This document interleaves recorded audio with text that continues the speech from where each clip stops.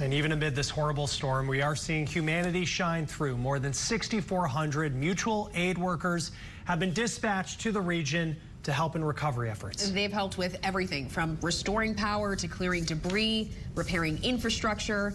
Jim Matheson joins us now. He's the CEO of the National Rural Electric Cooperative Association, and it represents 900 nonprofit electric co-ops. Thank you so much for joining us on Main and Wall. What is the current situation, in the Southeast as people work to really recover from this storm?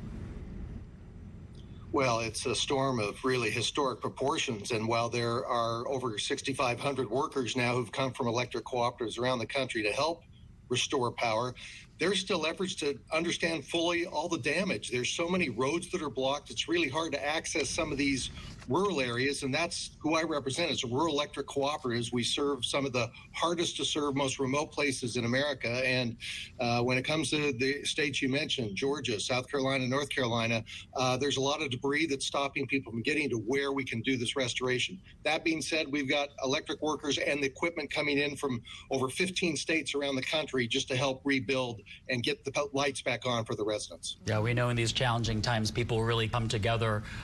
Tell us a little more about how the mutual aid network works. Who are the people and agencies that are dropping everything and coming in to help?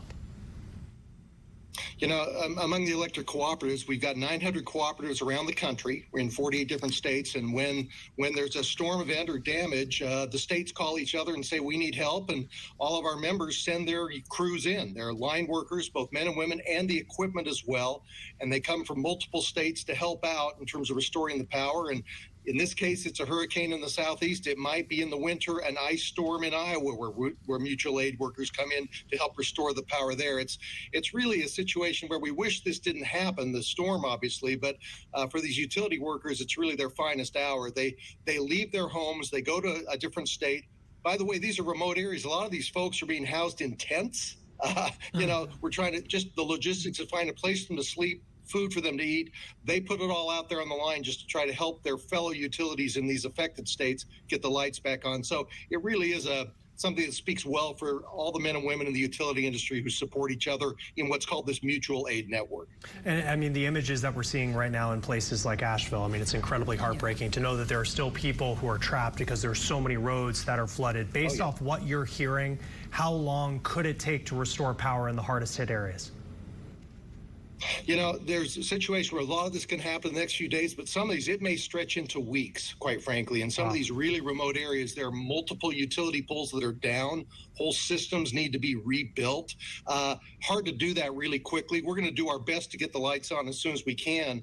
So far, I hear there aren't significant supply chain disruptions, but when you have so much of the infrastructure wiped out over 4 or 5 different states, you worry, are there enough poles? Are there enough transformers? There's enough to even rebuild the system.